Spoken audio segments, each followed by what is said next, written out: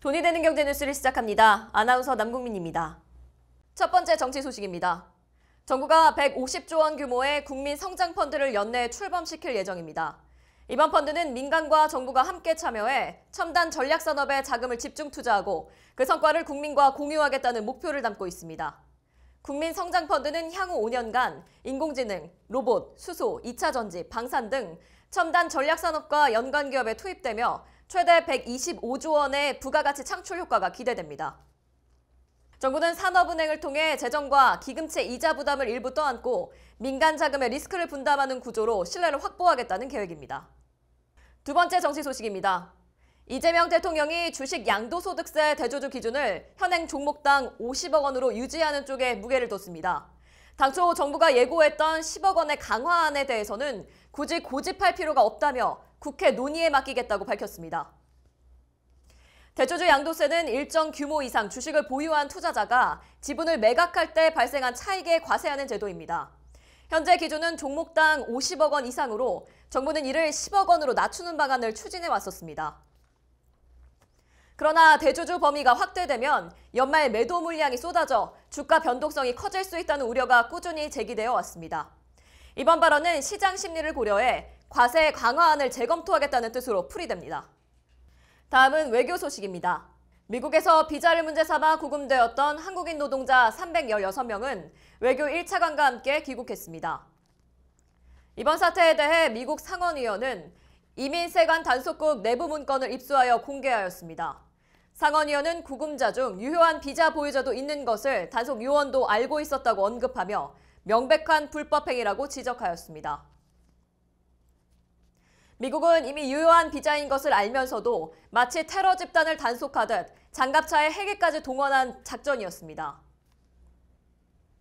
한편 공항 기자회견에서 강훈식 대통령 비서실장은 정부는 복귀하는 분들이 일상생활 안에서 안정을 찾을 수 있도록 심리치료 지원 방안도 관심을 가지고 살펴보겠다고 하였습니다. 첫 번째 산업 소식입니다. KT통신망을 통한 무단 소액 결제 피해가 확산되며 정부가 이를 중대한 사이버 침해 사고로 규정하고 본격적인 조사를 시작했습니다. 현재까지 확인된 피해는 278건, 금액은 약 1억 7천만 원에 달합니다.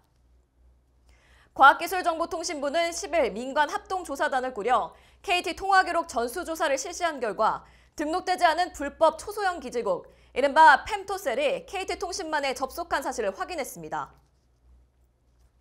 이 장비는 정식 등록 없이 특정 기지국 아이디를 도용해 무단으로 접속하여 범행한 것입니다. 피해 소액 결제는 대부분 ARS 인증을 통해 이루어졌으며 일부 알뜰폰 가입자도 포함되어 있는 것으로 확인됐습니다. 두 번째 산업 소식입니다. 올해 2분기 한국 기업들의 매출이 2년 만에 다시 감소세로 돌아섰습니다. 미국의 고율관세 부과와 제조업 부진이 맞물리며 매출뿐 아니라 수익성, 안정성 지표 전반의 하락세가 나타났습니다. 한국은행이 발표한 2분기 기업 경영 분석에 따르면 외부 감사 대상 국내 법인 기업 2만 6천여 곳의 매출은 전년 동기 대비 0.7% 줄었습니다. 한국은행은 향후 미국과의 관세 협상이 일부 타결됐지만 여전히 높은 불확실성이 남아있다고 진단했습니다. 세 번째 산업 소식입니다. HD 현대중공업의 민주노총과 금속노조의 노조조합은 올해 임금협상 난항으로 전면 파업에 돌입했습니다. 노조는 11일 오전 8시부터 파업을 시작했습니다. 노조가 올해 들어 11차례 부분 파업을 벌였으나 전면 파업에 나선 것은 이번이 처음입니다. 노조는 사측이 전향적인 협상안을 제시할 때까지 전면 파업을 이어간다는 방침이어서 생산 차질이 예상됩니다. 네 번째 산업 소식입니다. BYD 자동차의 돌핀서프가 유럽의 독립안전평가기관인 유로 NCAP의 최신 테스트에서 최고 등급인 별 5개 안전성을 획득했습니다. 공식 시험 결과에 따르면 돌핀서프는 측면 충돌 및 강도 높은 측면 기둥 출동 시험에서 만점을 기록했으며 성인 탑승자 보호 부문에서 82%의 높은 점수를 받았습니다. 아동 탑승자 보호 부문은 86%로 더욱 높은 평가를 받아 눈길을 끌었습니다. 첫 번째 금융 소식입니다.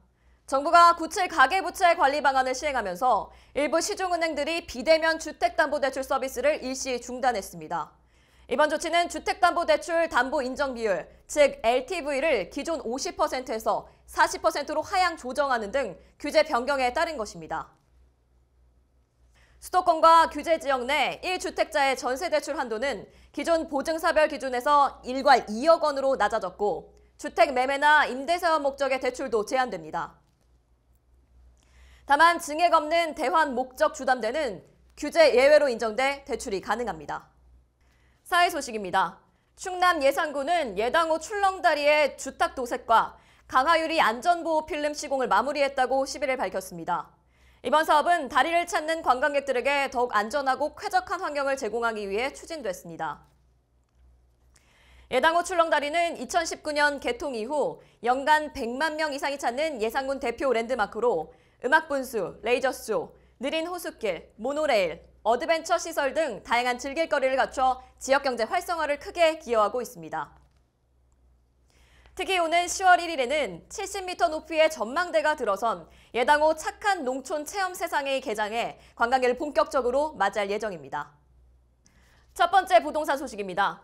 정부가 지난 9월 7일 발표한 주택 공급 확대 대책에 대해 정비업계에서는 핵심 규제 완화가 빠져 실효성에 의문을 낳고 있습니다. 국토교통부는 용적률 인센티브와 인허가 절차 단축 등 공공중심산업 활성화를 내세웠지만 조합 부담을 줄이는 재건축 초과 이익 환수제와 분양가 상한제 개선은 빠졌습니다.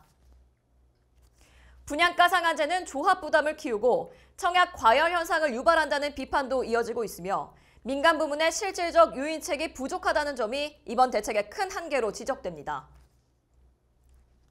이번 9.7 주택공급 대책에 대해 전문가들은 LH를 중심으로 한 공공주택 정책의 핵심으로서 민간 사업의 규제 완화는 부족했다는 평가입니다. 두 번째 부동산 소식입니다. 지역 주택조합 다수가 조합원에게 일방적으로 불리한 계약을 맺고 근거 없는 공사비 증액을 요구한 사실이 드러났습니다. 국토교통부는 10일 공정거래위원회, 국민권익위원회, 한국부동산원, 주택도시보증공사, 지자체 등과 함께 진행한 지역주택조합 특별합동점검 및 지자체 전수 실태점검 결과를 발표한 것입니다. 이번 조사는 전체 618개 조합 중 396곳을 조사했고 이 중 252개 조합에서 총 641건의 법령 위반 사항이 적발됐습니다. 가장 많은 위반 유형은 조합사업 진행 상황 등의 정보를 지연 공개하거나 비공개한 사례로 197건, 30.7%에 달했습니다. 이외에도 부정적인 52건의 조합가입 계약서 작성과 허위 과장 광고로 조합원 모집이 33건의 사례가 적발되었습니다. 지금까지 9월 둘째 주 주요 소식을 전해드렸습니다. 지속되는 경제와 제도 변화 속에 밀접한 이슈들에 대해서 앞으로도 자세히 전해드리겠습니다. 다음 주에 뵙겠습니다. 시청자 여러분들의 많은 관심과 격려는 방송을 만드는 데 큰 힘이 됩니다. 앞으로도 많은 관심과 응원 부탁드립니다.